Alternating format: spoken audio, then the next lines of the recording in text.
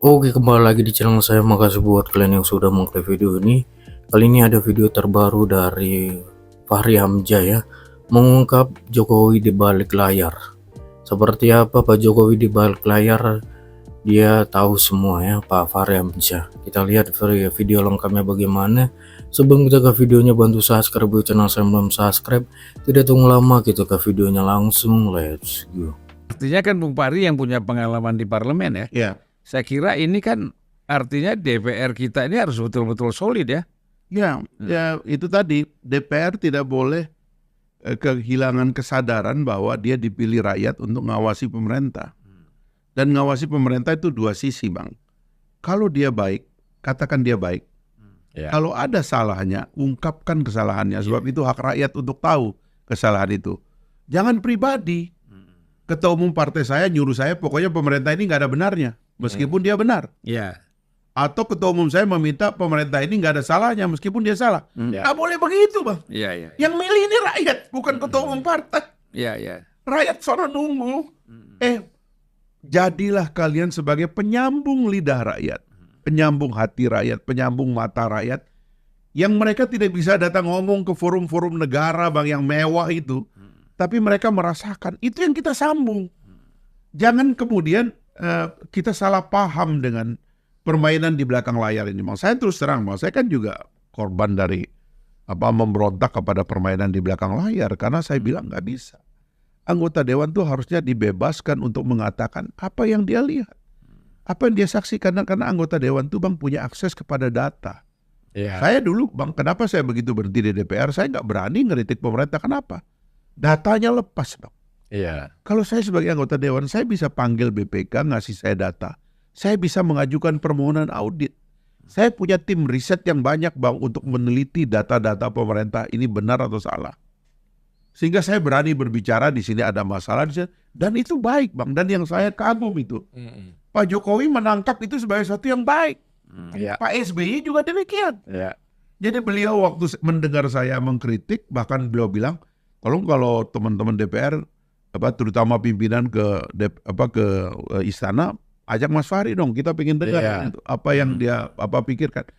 Jadi sebenarnya, Bang, Presiden kita mengapresiasi kata-kata yang kita tidak sembunyikan, tidak menjilat, tidak eufemisme dan sebagainya gitu, Bang. Itu yang sebenarnya politik di atas layar itu maksudnya itu, Bang, gitu loh. Sehingga anggota dewan ini 580 orang yang ngomong dong. Ya. Ini nanti yang ngomong cuman maksimal 10%. Iya, Kan? iya. Yang lain apa kerjaannya, Bang? Apa jadi calo, ya kan? Cuman datang diam duduk. Cari proyek. Akhirnya kalau ada yang salah tiba-tiba ambruk total, Bang. Nggak boleh. Jadi saya tuh ada kesan gini, Bang, ya. Kalau di dalam tasawuf itu kan, Bang, ya. Abang kan ingat itu. Ada tugas akal, ada tugas hati. Tugas akal itu adalah mengantisipasi dinamika, pikiran, informasi. Tugas hati itu bertahan. Kira-kira bangsa itu juga ada begitunya, Bang, supaya dia lahir jadi tradisi. Jadi ada yang bertugas sebagai akal gitu ya. Nah inilah oposisi-oposisi ini, dia bertugas sebagai akal, dia harus terus berbicara. Tapi juga harus ada yang menjaga keputusan pengadilan, hakim dan sebagainya. Itu yang menjaga. Nah yang mendinamisir ini adalah eksekutif kita. Untuk menjaga keseimbangan bahwa ada yang namanya kemajuan, progres, tapi ada juga yang harus tetap. Nggak boleh semua kita bongkar mulai dari nol, Bang. Kapan kita membangun tradisi, kapan jadi peradaban, kapan jadi bangsa besar, itu kan. Nah yang begini-begini saya kira dalam negara juga perlu. Ini, Bang, kesadaran ini perlu ada gitu. Tugas mereka memang harus bicara. Iya. Mereka punya data, mereka punya bahan. Nah, apa yang mereka kritik dan mereka lakukan pengawasan kepada kementerian di masing-masing tugas mereka itu kan sebenarnya membantu presiden, Bang. Iya, benar. Makanya seperti Bro Fahri cerita, Pak SBY, Pak Jokowi berterima kasih kepada Bro Fahri karena sebenarnya membantu presiden. Iya. Karena kan nggak mungkin presiden mengawasi semua menterinya secara detail, Bang. Nggak mungkin. Nah, itu akan ketahuan atau kalau ada yang luput misalnya, itu akan kelihatan pada saat misalnya hearing antara kementerian yang bersangkutan dengan DPR. Nah, kalau kita bayangkan misalnya terjadi salah kaprah, orang bilang 85% itu membuat demokrasi tumpul, membuat DPR mandul. Kita nggak pengen ke sana. Iya, iya. Kita ingin 85% itu bersama itu untuk membangun sebuah sinergi yang kuat. Nah, sinergi yang kuat itu diantaranya kalau fungsinya anggota parlemen, anggota DPR, ya harus bicara. Iya, iya. Harus mengawasi kementerian-kementerian yang menjadi tanggung jawab dia gitu. Itu catatan tadi atas Bro Fahri. Kalau soal pertanyaan Bang Julfan tadi soal Pak Jokowi sendiri misalnya, saya terus terang kalau orang bilang dekat, harusnya saya harus bilang enggak lah Bang. Karena saya banyak di Singapura dan kalau bertemu Pak Jokowi saya rasa nggak lebih dari 5-6 kali lah dalam 1 tahun gitu. Jadi bisa dibilang ya bagi saya Bang, hubungan teman-teman PSI dengan Pak Jokowi itu bukanlah hubungan yang kalau dikatakan berkualitas karena keseringan bertemu, bukan Bang. Tapi memang kami tumbuh dan kami hadir di pelataran politik Indonesia ini dan nekat mendirikan partai yang isinya anak-anak semua ini lebih dikarenakan kami mempercayai ada seseorang bernama Joko Widodo, orang Indonesia asli, yang kemudian berangkat dari rakyat biasa dan kemudian bisa memimpin Indonesia dan luar biasa apa yang dia kerjakan gitu. Nah, kalau ada pertanyaan orang lain, bagi kami siapa figur ini? Ya lebih daripada sekedar Presiden Indonesia, Bang. Bagi kami Pak Jokowi itu adalah cita-cita, ide besar tentang keindonesiaan yang kami bayangkan. Keindonesiaan yang kami bayangkan itu adalah sebuah Indonesia yang punya perhatian atau punya kepentingan kepada rakyatnya, walaupun tetap harus pro bisnis Bang. Karena kami mempercayai Singapura itu maju Bang. Dia meletakkan dasar yang utama itu adalah tujuan akhirnya kesejahteraan rakyatnya. Tapi untuk mencapai kesejahteraan rakyatnya itu, dia tidak anti orang kaya Bang. Dia tidak anti bisnis. Dia menjadi negara yang pro bisnis. Karena itu kan kita tahu pajak di sana rendah. Karena dia ingin bisnis itu tumbuh di sana. Dengan bisnis itu tumbuh di sana dan menjadi besar, dengan sendirinya itu akan ada trickle down effect ke bawah Bang. Ya akan bisa dirasakan oleh orang banyak.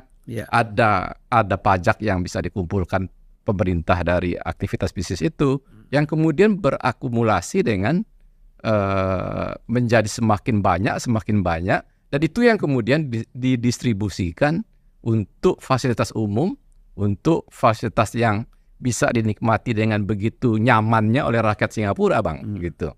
Jadi ketika kami melihat Pak Jokowi yang punya background sebagai seorang pengusaha mebel, sebagai seorang tukang kayu dan tapi punya cita-cita atau kecintaan yang dalam terhadap rakyatnya, kami percaya ini orang yang kami cari.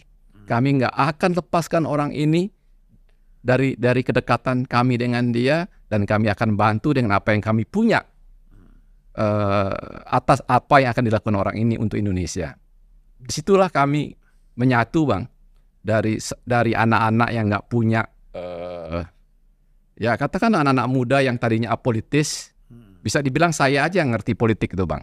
Anak-anak muda yang apolitis dan kemudian kami bersama-sama dan kami meyakini bahwa pada saatnya pasti kami akan bersama Pak Jokowi.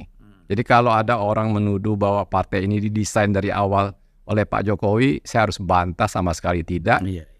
Partai ini lahir karena kami percaya ada orang baik bernama Pak Jokowi dan bagi kami dia adalah role model, dia adalah keteladanan kepemimpinan yang kami tunggu beberapa waktu sampai kami mendirikan partai ini Bang. Kira-kira itu saking, jadi hubungan kami sudah hubungan yang ideologis Bang gitu. Ya, Kira dengan Pak dan Jokowi. kalau kita lihat eksistensi Partai Solidaritas Indonesia misalnya Ya. lalu ini dikaitkan dengan Pak Jokowi, ya kalau betul-betul ini didesain oleh Pak Jokowi atau untuk Jokowi, ini saya kira udah terbang ini partai. Iya Bang. Ya. Kalau memang itu maunya Pak Jokowi harusnya 2018 Bang. Waktu periode pertama dia tinggal 1 tahun itu, dia ambil PSI harusnya. Ya. Jadi ketua umum PSI di periode kedua terbang partai PSI ini Bang. Ya. Tapi kan enggak. Ya. Bahkan anaknya pun menjadi ketua umum PSI di saat DCT Bang, daftar calon tetap anggota DPR-nya udah tutup. Iya. Jadi Iya. kekuatan atau orang-orang yang tanda kutip Jokowers itu nggak sempat mencalek di PSI Bang. Gitu. Kuota 23.000 lebih caleg se-Indonesia itu kami hanya di 9.000. Iya. Gitu. Nah intinya kan begini, apapun yang berkaitan dengan Jokowi jelek, Ya. tidak disukai Iya. dan dianggap negatif kan gitu. Itu aja sebenarnya. Orang walaupun tidak ada misalnya sesuatu kepentingan atau kebutuhan, tetapi kalau dia berkaitan dengan Pak Jokowi, itu pasti pikiran-pikiran seperti itu muncul. Ya. Dan kita tidak heran ya, Bung Fahri ya, Ya. karena tadi situasi seperti itu Ya. memang harus ada ya, tapi harus dengan pikiran-pikiran yang Iya. sehat kan. Saya kira memang nanti PSI itu akan harus menulis gitu bagaimana konflik naratif antara PSI dengan PDIP misalnya, itu kan menarik itu Bang. Iya, iya, iya. Karena tadinya kan kita lihat akan sejalan, tapi kemudian di tengah jalan itu ada perbedaan pandangan. Dan saya kira itu akan menjelaskan banyak hal ke depan tentang bagaimana kita memperbaiki politik ini ke depan. Tapi keberanian untuk tampil seperti kemarin itu menjuru bicarai Pak Jokowi, ya lebih tegas dari yang dibicarai oleh juru bicara oleh partai lain, ya saya kira itu padahal sebenarnya ya itu tadi kan bisa dibilang sumber daya juga dicari sendiri gitu. Iya. Karena kan buktinya juga kan PSI lebih 5 tahun dari Gelora kan, ya suara Gelora lah kira-kira hampir setengahnya PSI lah ya kan, lumayan juga sebenarnya. Iya. Dan PSI-nya nggak terlalu besar Bang kalau Iya. kita baca itu sebenarnya sebagai sebuah fenomena gitu. Ya. Artinya sebenarnya ini ada perjuangan ideologis juga. Jadi keinginan untuk merangkai satu gagasan yang berbasis kepada model Jokowi ini, dan saya kira itu harus istilahnya itu dirayakan gitu loh, dan itu harus menjadi pendirian juga. Di antara pendirian yang penting adalah supaya kita tidak boleh mengizinkan ada orang yang mengadu domba antara Pak Prabowo dengan Pak Jokowi, ya kan? Lalu kemudian sebagaimana metode kepemimpinan yang lalu, pemimpin yang selesai lalu kemudian dilupakan begitu saja dan bahkan kemudian dinegatifkan begitu Bang, itu nggak boleh lagi kita biarkan. Iya. Supaya proses kesinambungan itu kita bela juga gitu loh, bahwa ini adalah proses kesinambungan. Oke, itu dia videonya. Gimana menurut kalian? Coba komen di bawah dan sampai bertemu di video saya selanjutnya. Buah.